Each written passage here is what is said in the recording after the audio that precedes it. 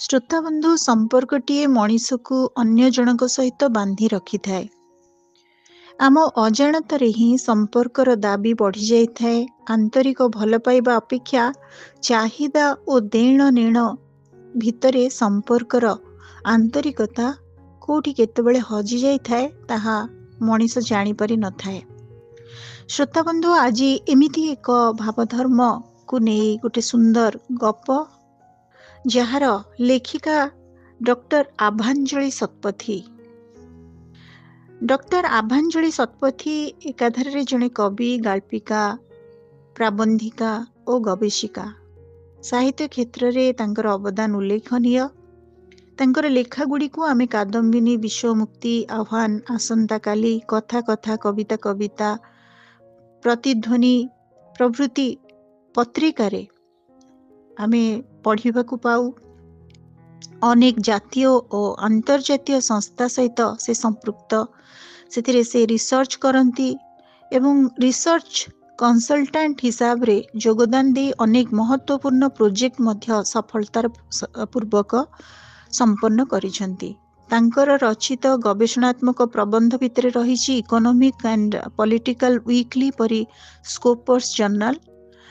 ଜଣେ ଭ୍ରମଣକାରୀ ରୂପେ ସେ ଜର୍ମାନୀ, ସୁଇଜରଲ୍ୟାଣ୍ଡ, ଅଷ୍ଟ୍ରିଆ, ଚୀନ, ଫ୍ରାନ୍ସ ଏବଂ ଶ୍ରୀଲଙ୍କା ଭଳି ରାଷ୍ଟ୍ରକୁ ସେ ଯାତ୍ରା କରିଛନ୍ତି।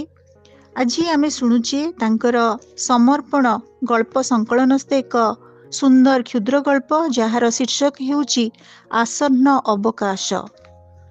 ଗାଳ୍ପିକା ଡକ୍ଟର ଆଭାଞ୍ଜଳି ଶତପଥୀ। ଅବସର ବେଳଟା ଏମିତି ଦୌଡ଼ି ପଳେଇ ଆସିବ ବୋଲି ସଦାଶିବ ବାବୁଙ୍କୁ ମୋଟରୁ ବିଶ୍ୱାସ ହେଉନଥିଲା। ଏଇ ଦିନ କେଇଟା ମାତ୍ର ଅଛି, ତାକୁ ଆଙ୍ଗୁଳି ଆଗରେ ଗଣି ହୋଇଯିବ। କର୍ମମୟ ଜୀବନ ଭିତରେ ଏତେ ମଗ୍ନ ହୋଇଯାଇଛନ୍ତି ଯେ ଜଣାପଡ଼ିଲାନି କେତେବେଳେ ସେ ସିନିୟର ସିଟିଜେନ ମୁକୁଟଟା ମୁଣ୍ଡ ଉପରେ ଆସି ବସିବା ହେଲାଣି। ଚାହା କପ୍ଟା ଧରି ଖବରକାଗଜରେ ଆଖିଟାକୁ ଖାଲି ଲଖେଇ ଦେଇଥିଲେ, ହେଲେ ମନଟା ଘିରି ଘିରି ହେଇ ଏ କୂଳ ସେ କୂଳ ଦୌଡ଼ୁଥାଏ, ମୋଟରୁ ଥୟ ଧରୁ ନଥାଏ। ଆର ମାସଠୁ କରିବେ କ'ଣ? ଡ୍ରାଇଭର ନାହିଁ, ପିଅନ ନାହିଁ, ମିଟିଂ ନାହିଁ, ଫାଇଲ ନାହିଁ, ଇନ୍ସପେକ୍ସନ ନାହିଁ, କି ଅଫିସ ମଧ୍ୟ ନାହିଁ। ଜୀବିକା ନାହିଁ ତ ଜୀବନ ବି ନାହିଁ। ତାଙ୍କ ଶ୍ରେଣୀ ଓ ସ୍ତରର ମହଲଟା ତ ବଦଳିଯିବ। ତାଙ୍କ ସ୍ତରର କଥାବାର୍ତ୍ତା, ବସା ଉଠା କ'ଣ ସେ ଘରୁ ଆଉ ପାଇବେ? ତାଙ୍କୁ ଲାଗୁଥିଲା ସତେ ଯେମିତି ପକ୍ଷାଘାତ ବେମାରର ଶିକାର ହୋଇଯିବେ କି? ତା ଛଡ଼ା ଘରେ ବସି ଧର୍ମପତ୍ନୀ ସୁମତିଙ୍କ ରାଉ ରାଉ କିଏ ଶୁଣିବ? ଏ ଭଣ୍ଡାରୀ ଦେଖିଲେ ନଖ କଅଁଳିବା ଭଳି କଥା। ତାଙ୍କୁ ଦେଖିଲେ ସୁମତିଙ୍କ ଡିମାଣ୍ଡ ଗୁଡ଼ା ବଢ଼ି ଚାଲିବ। ଆଗରୁ ଫୁଲ୍ ଟାଇମ୍ ଦରମା ଆଉ ହାଫ୍ ଟାଇମ୍ ହଜବେଣ୍ଡ ଥିଲେ, ସେଥିରେ ପୁଣି କେତେ ଡିମାଣ୍ଡ ଥିଲା। ଏବେ ଫୁଲ୍ ଟାଇମ୍ ହଜବେଣ୍ଡ ଆଉ ହାଫ୍ ଦରମାକୁ କେମିତି ବା ସୁମତି ସହିବେ? ତାଙ୍କ ନିରାଶାବାଦୀ ଚିଠିଗୁଡ଼ିକ ସବୁଦିନ ପଢ଼ିବାକୁ ପଡ଼ିବ, ଆଉ ମାନ ଅଭିମାନ ଭଜନ ଗୁଡ଼ାକର ନନ୍ଷ୍ଟପ୍ ରେକର୍ଡ଼ିଂ ଗୁଡ଼ା ଶୁଣିବାକୁ ବି ତ ପଡ଼ିବ। ତା ଛଡ଼ା ଆଜି ପର୍ଯ୍ୟନ୍ତ ଘରେ ହାକିମଗିରି କରି ଆସୁଥିବା ଲୋକଟା କେମିତି ଶକ୍ତିହୀନ ହୋଇପଡ଼ିବ? ଏସବୁ ଚିନ୍ତା କଲାବେଳେ ସଦାଶିବ ବାବୁଙ୍କ ମନଟା ଆଉ ମୋଟରୁ ଘରଭୁଆଁ ଧରୁ ନଥିଲା। ସେଥିପାଇଁ ତ ସେ ପୁରୁଣା କଲମରେ ଚାକିରିର ପୂର୍ଣ୍ଣଚ୍ଛେଦ ନ ଦେଉଣୁ ଆଉ ଗୋଟେ ନୂଆ କଲମ ବାହାର କରୁଥିଲେ ନୂଆ ସିଭି ଲେଖିବା ପାଇଁ। କେତେଗୁଡ଼ିଏ କମ୍ପାନୀ ମାଲିକ ତାଙ୍କ ସଚ୍ଚୋଟପଣକୁ ଭାରି ଖାତର କରନ୍ତି। ସେମାନଙ୍କ ସାଙ୍ଗରେ ସେ ଭଲ ସମ୍ବନ୍ଧ ବି ରଖିଛନ୍ତି। ଏଇ ଗତ ମାସରେ ଗୋଟେ କମ୍ପାନୀର ବଡ଼ ଅଫିସର ତାଙ୍କ ଅଫିସକୁ ଆସିଥିଲା। ବଡ଼ ସାର୍ କହୁଥିଲା, ଆଉ ତାଙ୍କ କମ୍ପାନୀରେ ଜଏନ୍ କରିବା ପାଇଁ ପରୋକ୍ଷରେ ଅଫରଟା ବି ଦେଇଥିଲା। ପ୍ୟାକେଜଟା ତ ଠିକ୍ଠାକ୍ ଥିଲା, ହେଲେ ଏଇ ସରକାରୀ ଚାକିରିର ପାୱାରଟା ତାଙ୍କ ହାତରେ ଆଉ ରହିବନି। ଏଇ ସରକାରୀ ଚାକିରି ସମ୍ମାନଟା କ'ଣ କମ୍ ବଡ଼ କଥା? ଅଫର ବିଷୟରେ ମୂଲ୍ୟାଙ୍କନ କଲାବେଳେ ତାଙ୍କ ମନର ଅହଙ୍କାରିଆ ଭାବନା ପାଟି କରି ଉଠିଲା, ଧେତ୍ତେରିକା, ଯିଏ ଆଜି ସେମାନଙ୍କୁ ପ୍ରଶ୍ନବାଣରେ ଜର୍ଜରିତ କରୁଥିଲେ, ସିଏ ପୁଣି କାଲି ତା ପ୍ରଶ୍ନର ଉତ୍ତର ଦେବେ? ତାଙ୍କ ମନ ପୁଣି ଶର୍ମାଜୀଙ୍କ ଉଦାହରଣ ଦେଇ ପକାଇଲା। ଚାକିରିରୁ ଅବସର ନେଲା ପରେ ଶର୍ମାଜୀଙ୍କୁ ବି ଗୋଟେ କମ୍ପାନୀରେ ଚାକିରି ମିଳିଛି, ବର୍ଷିକିଆ କନସଲଟାନ୍ସିର। ହେଲେ ତାଙ୍କଠାରୁ 7 ସାନ ସେ ଅନନ୍ତ ଚୌଧୁରୀ ତାଙ୍କ ବସ୍ ବନି ବସିଛି, ଆଉ ତାଙ୍କୁ ଖାଲି ପରାମର୍ଶ ଦେଇ ନାକରେ କାନରେ କନ୍ଦେଇ ପକଉଛି। ହେତ୍, କେମିତି କେଜାଣି ସେ 7 ସାନ ଲୋକଟା ପାଖରେ ଠିଆ ହୋଇ ଅର୍ଡର ଶୁଣୁଛନ୍ତି ଭଲା? ମନଟା ପୁଣି ଦୋଦୁଲ୍ୟମାନ ହୋଇ ଘର ଧରିଦେଲା। ଆଉ ସଦାଶିବ ବାବୁ ପହଞ୍ଚି ଗଲେ କଳ୍ପନା ରାଜ୍ୟରେ। ଅବସର ପରବର୍ତ୍ତୀ ଜୀବନର ରାଇଜରେ ଯାହା ହେଉ ଏବେ ତାଙ୍କ ବସ୍ ଏଲ୍.କେ. ଗୁପ୍ତାର ଦୌରାତ୍ମ୍ୟରୁ ନିସ୍ତାର ମିଳିଯିବ। କି ଭଳିଆ ଲୋକଟା କେଜାଣି ସେ ଏଲ୍.କେ. ଗୁପ୍ତା? ସମସ୍ତଙ୍କୁ ନାକେଦମ କରି ରଖିଛି। ଏକରେ ତ ତା ଇଗୋ ପାହାଡ଼ଟା ହିମାଳୟ ଚୂଳ ଟପି ଯାଉଛି, ତାପରେ ପୁଣି ଓଲଟା ସିଧା କାମ କରିବାରେ ଧୁରନ୍ଧର।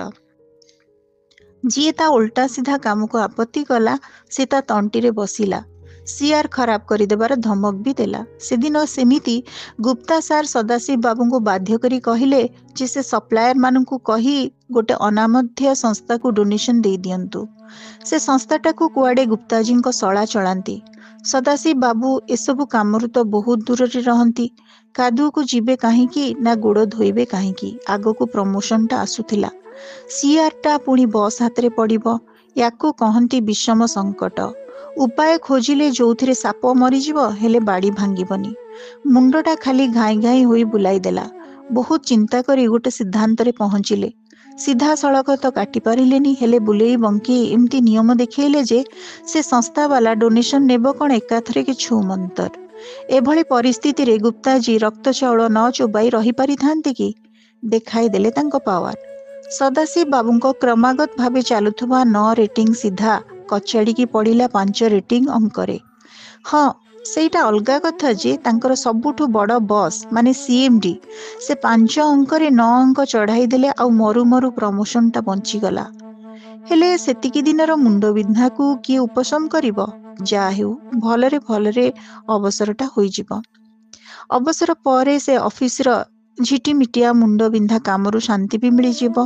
ବହୁତ ଦିନ କାମ କଲେଣି ଏଇ ପଇସା ଦିଟା ପାଇଁ। ଏବେ ଘରେ ରହି ମନ ଯାହା ଡାକିବ ତାହା କରିବା ବେଳଟା ତ ଆସିଗଲା। ଅବସର ପରେ ଗୋଟେ ନୂଆ ଜୀବନ ଗଢ଼ିବେ। ସେଇ ନୂଆ ଜୀବନ ରାସ୍ତାକୁ କଳ୍ପନାର ପହଁରାରେ ଖରିକିବାକୁ ଲାଗିଲେ।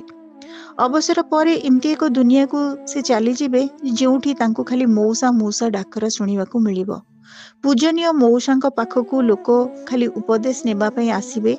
ତାଙ୍କ ଅଧଖଣ୍ଡିଆ ଆଧ୍ୟାତ୍ମିକ ଭାଷଣ ଶୁଣିବାକୁ କିଛି ଖାସ୍ ଶ୍ରୋତା ବି ମିଳିଯିବେ।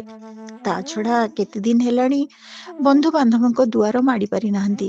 ବେଳେବେଳେ ଗାଡ଼ିଟାକୁ ନେଇ ଟିକେ ଗାଁ ଆଡ଼େ ମାଡ଼ି ଆସିବେ। ଶିବ ମନ୍ଦିର ପିଣ୍ଡାରେ ଟିକେ ତାସ ବାଲି ପଡ଼ିଯିବ। ଗାଁର ବଗୁଲିଆ ଛୁଆଗୁଡ଼ାଙ୍କୁ ଡାକି ପାଠ ପଢ଼ାଇବା ତାଙ୍କର ମୌଳିକ ଧର୍ମ ନୁହେଁ ଆଉ କ'ଣ? ଅଙ୍କ ବିଜ୍ଞାନର ମୂଳଦୁଆ ମଜବୁତ କରାଇଲା ଭଳି ପୁରୁଣା ବେଳର ସେ ଦକ୍ଷ ଶିକ୍ଷକ ଆଜିକାଲି ତ ବିରଳ। ତା ଛଡ଼ା ଗାଁରେ ଏ ମେଧାବୀ ଛାତ୍ରଛାତ୍ରୀ ସହର ଭଳି ହାଇଫାଇ କୋଚିଂ ସେଣ୍ଟର କୋଉଠୁ ପାଇବେ? ସେଇଥିପାଇଁ ପା ବିଚରା ମେଧାବୀ ଛୁଆଗୁଡ଼ା ସେ କମ୍ପିଟିସନରେ ପଛୁଆ ପଡ଼ି ଯାଇଛନ୍ତି। ତା ଛଡ଼ା ଯଦି କାଁ ଭାଁ ପାଖାପାଖି କୋଉଠି ଗୋଟେ କୋଚିଂ ସେଣ୍ଟର ଖୋଲା ହେଇଗଲା, ସେଇଟା କ'ଣ ସେ ଗରିବ ଗୁରୁବ ଛୁଆଗୁଡ଼ାଙ୍କର ହାତ ପାହାନ୍ତିଆ ହେବ କି? ଗୀତ ଗାଇଲା ଭଳିଆ ପଦବୀ ପଡ଼ିଯିବ। କୋଚିଂ ସେଣ୍ଟର ବଡ଼ ବେଉସା ଘଣ୍ଟା କଣ୍ଟା ଦେଖି ଟାଣି ପଇସା। ଅବସର ପରେ ହାତରେ ତ ତାଙ୍କର ସମୟ ଉପରେ ସମୟ। ଅତି କମରେ ସପ୍ତାହରେ 3 ଦିନ ଗାଁକୁ ଆସି ଫ୍ରି କୋଚିଂ ସେଣ୍ଟର ଖୋଲିଦେବେ ଆଉ ଗରିବ ଗୁରୁବ ଛୁଆଗୁଡ଼ାଙ୍କର ଅଙ୍କ ବିଜ୍ଞାନ ମୂଳଦୁଆ ଠିକ୍ କରିବାକୁ ଚେଷ୍ଟା କରିବେ। ଏ କି ସରକାରୀ ଚାକିରି କଲେ ଯେ ନିଜେ ତ ସରକାରଙ୍କ ଚାକର ବନିଗଲେ, ତା ସାଙ୍ଗକୁ ତାଙ୍କ ଭିତରେ ବେଳେବେଳେ ଉଙ୍କି ମାରୁଥିବା ସୃଜନଶୀଳତାକୁ ବି ଚାକର ବନେଇଦେଲେ। ଏଇ ଦେଖୁନ ତାଙ୍କ ଭିତରେ ଥିବା ଚିତ୍ରକରଟାକୁ ସେ କେମିତି ଥାପୁଡ଼େଇ ଶୁଆଇ ପକେଇଛନ୍ତି। ଡ୍ରଇଂ ପେଣ୍ଟିଂ ପାଇଁ ସ୍କୁଲ ବେଳରେ ସେ କେତେ କପ୍ ଆଣିଛନ୍ତି। ଭୋକ ମାଡ଼ିଲା କିମ୍ବା ନିଦ ମାଡ଼ିଲା ଭଳିଆ ଯଦି କେବେ କେବେ ତାଙ୍କୁ ପେଣ୍ଟିଂ ମାଡ଼ିଛି, ସେ ଗୋଟେ ଦିଟା ପେଣ୍ଟିଂ ବି କରିଛନ୍ତି। ହେଲେ ଅଫିସରୁ କାହିଁ ଫୁର୍ସତ ଯେ ସେ ପେଣ୍ଟିଂର ନାକ କାନ ସଜାଇବେ। ଏବେ ଅବସର ପରେ ଯେତେବେଳେ ପେଣ୍ଟିଂ କରିବାକୁ ଇଚ୍ଛା ହେଲା, ସେ ପେଣ୍ଟ ବ୍ରଶ ଧରି ବସିଯିବେ। ଆଉ କୋଉ ସମୟଟା ତାଙ୍କୁ କାମୁଡ଼ି ଅଟକେଇ ଦେବ। ତା ସାଙ୍ଗକୁ ଗାର୍ଡେନିଂଟା ତାଙ୍କର ଆଉ ଗୋଟେ ସଉକ। ଗଛପତ୍ର ବଗିଚା କାମ କଲାବେଳେ ତାଙ୍କ ମନରେ ଫୁର୍ତ୍ତି ଆସିଥାଏ। ପିଲାବେଳର ଖରା ଛୁଟି କଥା ମନେ ପଡ଼ିଗଲା। ଦଦେଇଙ୍କ ସାଙ୍ଗରେ ସେ କେମିତି ବେଳେବେଳେ ବିଲକୁ ଫସଲ ଦେଖିବାକୁ ଯାଆନ୍ତି। ଦଦେଇଙ୍କ ତତ୍ତ୍ୱାବଧାନରେ କେମିତି ସେ ଠାକୁର ଘର ପଛପଟ ଜାଗାଟିକୁ ନିଜେ ହଣାହଣି କରି ବାଇଗଣ, ଲଙ୍କା, ଶାଗ ଇତ୍ୟାଦି କିଆରି ସବୁ କରିଥିଲେ। ଫୁଲ ଗଛ ଧାଡ଼ି କରି ଲଗାଇ ଦେଇଥିଲେ। କୃଷି କ୍ଷେତ୍ରଟାକୁ ମନଟା ଛାଇଁ ଟାଣି ହୋଇଯାଇଥିଲା ତାଙ୍କର। କୃଷକ ବନିବାର ଆଗ୍ରହଟା ଦିନେ କହୁ କହୁ ବାପାଙ୍କ ଆଗରେ ପ୍ରକାଶ କରିଦେଇଥିଲେ। କିନ୍ତୁ ବାପାଙ୍କର ଗୋଟେ ହଡ଼କାରେ ତାଙ୍କ ମନ କଥା ମନରେ ରହିଗଲା। ବାପା କହିଲେ ଇଆଡ଼ୁ ସିଆଡ଼ୁ ଚିନ୍ତା ନ କରି ପାଠ ପଢ଼ି ଖଣ୍ଡେ ଚାକିରି କରିବାକୁ। ବଡ଼ ଭାଇ ପୁଣି ବାପାଙ୍କ ସାଙ୍ଗରେ ମିଶିଗଲେ, କହିଲେ ତୁ ତ IAS ପାଇବା ପିଲା, କାହିଁକି ଇଆଡ଼ୁ ସିଆଡ଼ୁ ବିଷୟ ନେଇ ସମୟ ବର୍ବାଦ କରିବୁ? ଏହା କହି ବାପା ଭାଇ ତାଙ୍କ ଆଗ୍ରହକୁ ଦବାଇ ଦେଲେ ବୋଲି ନା, ନହେଲେ ସେ ଆଜି କୃଷି କ୍ଷେତ୍ରରେ କାମ କରି ବଡ଼ ସଫଳତା ଅର୍ଜନ କରିପାରିଥାନ୍ତେ। ଏବେ ଏଇ ଅବସର ପରେ ଶୋଇଥିବା ଆଗ୍ରହକୁ ଜଗାଇ ଦେବେ। ଗାଁରେ ଯେଉଁ ଚାଷ ଜମିଗୁଡ଼ା ବଖରା ଦେଇଛନ୍ତି ସେଥିରେ ଫାର୍ମ ହାଉସ୍ ବନାଇ ଦେବେ, ନହେଲେ ଆଉ କିଛି ନୂଆ ଧରଣର ଚିନ୍ତା କରିବେ ଏଇ ଜମିଗୁଡ଼ାକ ପାଇଁ। ଏବେ ମୌକା ମିଳିବ ରୁଚିକୁ ସାଉଁଟିବାକୁ, ହବିକୁ ନୂତନ ଭାବେ ସଜାଇବାକୁ, ନିଜ ସ୍ୱଧର୍ମକୁ ଖୋଜି ବାହାର କରିବାକୁ, ଜୀବନ ନୁହେଁ ଜୀବନ ପାଇବାକୁ। ତା ଛଡ଼ା ଏବେ ନିଜ ପରିବାରକୁ ସେ ସମୟ ଦେବେ। ପ୍ରେୟସୀ ସୁମତିଙ୍କ ପ୍ରିୟତମ ହେବେ। ସୁମତିଙ୍କ ସାଙ୍ଗରେ ଘର କାମରେ ହାତ ବଢ଼େଇବେ, ପରିବା ଧୋଇଦେବେ, ଅଟା ଚକଟି ଦେବେ, ଚାହା ବନେଇ ଦେବେ। ଘରେ ତ ଖାଲି ବୁଢ଼ାବୁଢ଼ୀ ଦୁଇ ପ୍ରାଣୀ, ରୋଷେଇ କେତେ? ଭାବୁଥିଲେ ଚାକିରି ବେଳରେ ଅତ୍ୟଧିକ କାମ ବ୍ୟସ୍ତତା ଭିତରେ ସୁମତିଙ୍କୁ କୋଉଠି ବା ସମୟ ଦେଇ ପାରିଛନ୍ତି। ହଉ, ସେତେବେଳେ ନଦେଲେ ନାହିଁ, ଏବେ ପୁରା ତାଙ୍କ କାନିରେ ବନ୍ଧା ହୋଇଯିବେ। ସୁମତିଙ୍କ କଥା ଭାବୁ ଭାବୁ ସଦାଶିବଙ୍କ ଆଖିଟା କାନ୍ଥରେ ଟଙ୍ଗା ହୋଇଥିବା ତାଙ୍କ କୁଆଁରୀ ବେଳର ଫଟୋଟାରେ ଚୁମ୍ବକ ଭଳି ଟାଣି ହୋଇଗଲା।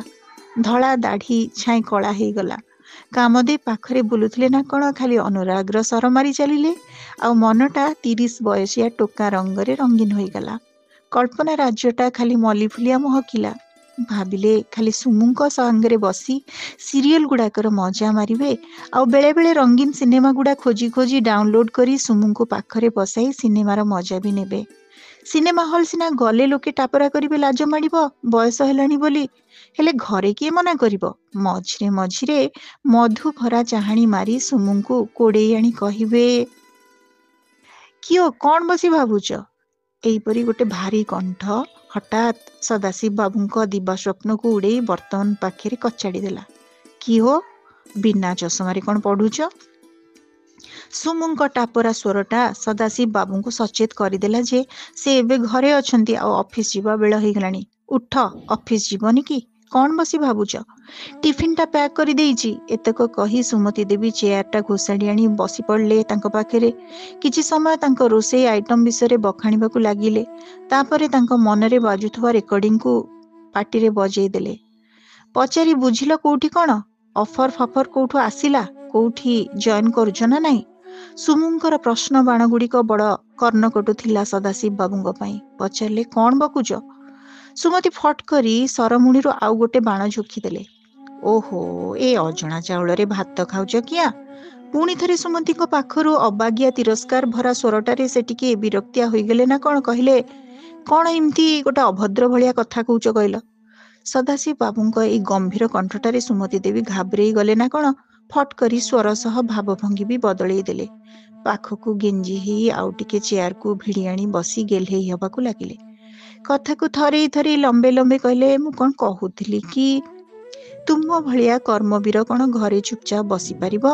ତୁମକୁ ହକ୍ ଭଲ କାମ ପାଇଁ ସରକାରଙ୍କ ଠାରୁ ଆୱାର୍ଡ ମିଳିଛି। ତୁମ ସାଙ୍ଗ ନରେନ୍ଦ୍ର ବାବୁଙ୍କୁ ଦେଖ, ତାଙ୍କୁ କିଏ ଚାକିରି ଦେବ? ତାଙ୍କ ସିଆରଟା ଏକଦମ ଖରାପ। ହଁ, ତାଙ୍କ କଥା ଛାଡ଼, ଗୋଟେ ପଟୁ ବି ସେ ଠିକ୍, ତାଙ୍କ ହିସାବରେ ଠିକ୍ କରିନାହାନ୍ତି। ଆଉ କ'ଣ? ତୁମେ ଯିବାର ଘଣ୍ଟାଏ ପରେ ଅଫିସ ଯାଆନ୍ତି, ଆଉ ତୁମେ ଆସିବାର 2 ଘଣ୍ଟା ପୂର୍ବରୁ ଘରେ ହାଜର। ହଁ, ତାଙ୍କ ସ୍ତ୍ରୀ ମିତା କହୁଥିଲା ସବୁ ସିନେମା ତା ସ୍ୱାମୀ ସାଙ୍ଗରେ ଦେଖେ। ତା ସାଙ୍ଗକୁ ଘର କାମରେ ବି ସାହାଯ୍ୟ କରନ୍ତି। ଏଇ ଗଲା ଶନିବାରରେ ଯୋଉ ରସମଲାଇ ଆମ ଘରକୁ ସେ ପଠାଇଥିଲା, ସେଇଟା ପରା ନରେନ୍ଦ୍ର ଭାଇ ବନେଇଥିଲେ। ତାଙ୍କ 2 ପୁଅ ଭଲ ଚାକିରିରେ ଲାଗିଗଲେ, ତାଙ୍କୁ ପଇସା କ'ଣ ଦରକାର ଯେ? କଥା କହୁ କହୁ କେତେବେଳେ ସେ ଗେହ୍ଲେଇ ଗେହ୍ଲେଇ କଥା ଗୁଡ଼ାରେ କଞ୍ଚା ଲଙ୍କା ବି ଦଳି ଦେଲେଣି। ସୁମତି ଦେବୀ ନିଜେ ବି ଜାଣିପାରିଲେନି। ଅଭିମାନିଆ ସ୍ୱରରେ କହିଲେ, ନା, ତୁମେ ଘରୁଆ ହେଲ ନା, ମୋ ଛୁଆଗୁଡ଼ାକୁ ପାଠ ପଢ଼ାରେ କିଛି ଦେଖିଲ? ମୋ ଛୁଆ ବି କ'ଣ ବଡ଼ ଚାକିରି କି କରିପାରିନଥାନ୍ତେ? ମୋ ଛୁଆ କ'ଣ ବଡ଼ ଚାକିରି ବି କରିପାରିଲେ କି? ପେନସନରେ ବି ଭାଗ ବସିବନି ବୋଲି କିଏ କହିପାରିବ? କହୁ କହୁ ଆଖିରୁ ଗଙ୍ଗା ଯମୁନା ଧାର ଛୁଟିଲା। ତ୍ରିନେତ୍ରଟା ଖୋଲିଗଲା ନା କ'ଣ। ପୁରୁଣା ମାରଣାସ୍ତ୍ରଟା ବି ବାହାରି ପଡ଼ିଲା। କହିଲେ, କିଓ, ତୁମ ବାପା ତ ସରକାରୀ ଚାକିରିରେ ଥିଲେ, କ'ଣ ଏତିକି ବି କରିପାରିଲେ ନାହିଁ? ବୟସଟାକୁ ସାର୍ଟିଫିକେଟରେ କମେଇ ଲେଖି ପାରିଲେନି? ଦେଖୁନ, ମିନାଲର ହଜବେଣ୍ଡ ରୋହିତ ଯାହାଙ୍କୁ ଆଉ 3 ବର୍ଷ ଚାକିରି ଅଛି, କଣ ତା ସତ ବୟସ? କେହି ବି ଦେଖି କହିଦେବ ଯେ ସେ ତୁମଠାରୁ ବଡ଼ ବୋଲି। ତୁମଠୁ ସେ କେତେ ବୁଢ଼ା ଦେଖାଯାଏ? ତାଙ୍କ ବୟସ ନିଶ୍ଚିତ କମେଇକି ଲେଖାଯାଇଛି ସାର୍ଟିଫିକେଟରେ। ଚିତ୍ରଗୁପ୍ତାଙ୍କ ଆସିଷ୍ଟାଣ୍ଟ ଭଳିଆ ସବୁବେଳେ ସମସ୍ତଙ୍କ ବୟସକୁ ଅତି ଆତ୍ମବିଶ୍ୱାସ ସହ ଠଉରେଇ ନିଅନ୍ତି ସୁମନ୍ତୀ ଦେବୀ। କିନ୍ତୁ ତାଙ୍କ ବୟସ ସଠିକ୍ ନମ୍ବରଟା ସ୍ୱୟଂ ସଦାଶିବ ବାବୁଙ୍କ ପାଖରେ ରହସ୍ୟମୟ ଘଟଣା ହୋଇ ରହିଯାଇଛି ଏପର୍ଯ୍ୟନ୍ତ। ବୁକୁ ଫଟା କଣ୍ଠ ଆଉ ନାକ ଶୁଁ ଶୁଁ ସ୍ୱରରେ କହିଲେ, ଆଉ ତୁମ ବାପା ପାଠ ପଢୁଆ ହେଇକି ବି କଣ କଲେ? ଛାଡ଼ ସେ କଥା। ଏତିକି କହିଲା ବେଳକୁ ସୁମୁଙ୍କ କଣ୍ଠଟା କୋହରେ ଜକେଇ ଗଲାଣି। କୋହର ପାଣି ଢାଳି ଚାଲିଲେ ସୁମତୀ ଦେବୀ, ଆଉ ସଦାଶିବ ବାବୁଙ୍କ ହୃଦୟ ସେ ପାଣିରେ ଖସଡ଼ି ଗଲା। ସୁମତୀଙ୍କୁ ପାଖକୁ ଜାକି ଆଣି କହିଲେ, ତୁମେ ଯଦି ଚାହୁଁଛ ମୁଁ ନିଶ୍ଚୟ ଗୋଟେ ଚାକିରି କରିବି। ସୁମି, ମୋ ରାଣୀ, ମନଟାକୁ ଛୋଟ କରନି ଜମା। ଏଇ କଥା ଯେମିତି ସୁମତୀ ଦେବୀଙ୍କ କାନରେ ପଡ଼ିଛି, କାନ୍ଦ କୁଆଡ଼େ ଠପ୍ କରି ବନ୍ଦ ହେଇଗଲା। ମଉଳା ମୁହଁରେ କାନ୍ତି କୋଉଠି ଲୁଚିଥିଲା, ଚାକିରି ଶବ୍ଦ ଶୁଣି LED ଲାଇଟ୍ ଭଳି ଜଳି ଉଠିଲା। ହେଲେ ପୁଣି ଅବିଶ୍ୱାସର କ୍ଷୟଟିଏ ଆସିଲା ନା କଣ? ମନେ ମନେ ଭାବିଲେ ଶପଥ ପାଠଟା କରାଇ ଦେବାଟା ଭଲ। ହାତ ଧରି ପ୍ରେମ ଭରା କଣ୍ଠରେ ପଚାରିଲେ, ମତେ କଥା ଦିଅ ରିଟାୟାର୍ଡ ପରେ ମୋଠୁ ଘରେ ବସିବନି। ମତେ କଥା ଦିଅ ରିଟାୟାର୍ଡ ପରେ ମୋଟୁରୁ ଘରେ ବସିବନି, କୋଉଠି ବି ଗୋଟେ ଜଏନ୍ କରିଦେବ। ସଦାଶିବ ବାବୁ ଜୋରରେ କହିଲେ, ହଁ ପରା, ମୋ ଲ୍ୟାପଟପଟା ଆଣିଲ, ତୁମ ଆଗରେ ଇମେଲଟିଏ ଦେବି ଆଉ ଚାକିରିର ଅଫରଟାକୁ ହଁ କରିଦେବି। ସୁମତୀ ଦେବୀ ଝଟ୍ କରି ଲ୍ୟାପଟପଟା ଆଣିଦେଲେ। ତାଙ୍କ ସାଙ୍ଗକୁ ଆଉ ଗୋଟେ ପଲିଥିନ୍ ବ୍ୟାଗ୍ ବି ଧରେଇ ଦେଲେ। ସଦାଶିବ ବାବୁ କୌତୂହଳ ମନରେ କଭରଟା କାଢ଼ି ଦେଖି ପଚାରିଲେ, ଟିଫିନ୍ ଡବା କାହା ପାଇଁ? ସୁମତୀ ଦେବୀ ପୁଣି ବିରକ୍ତ ଭରା କଣ୍ଠରେ କହିଲେ, ମଲା, ପଚାରୁଛ କଣ କାହା ପାଇଁ ମ? ତୁମ ପାଇଁ ପରା। ଆର ମାସରୁ ନୂଆ ଅଫିସ, ନୂଆ ଟିଫିନ୍ ଡବା, ବୁଝିଲ ତ? ଶ୍ରୋତାବନ୍ଧୁ, ଆମେ ଶୁଣୁଥିଲେ ଗୋଟେ ସୁନ୍ଦର କ୍ଷୁଦ୍ର ଗଳ୍ପ, ଯାହାର ଶୀର୍ଷକ ଥିଲା ଆସନ୍ନ ଅବକାଶ। ଏହି ଗଳ୍ପଟିର ଗାଳ୍ପିକା ଥିଲେ ଡକ୍ଟର ଆଭାଞ୍ଜଳି ଶତପଥୀ। ଗଳ୍ପଟି ଆପଣମାନଙ୍କୁ କେମିତି ଲାଗିଲା? ଆପଣମାନଙ୍କର ମତାମତ ଅପେକ୍ଷାରେ ରହୁଛି। ଧନ୍ୟବାଦ।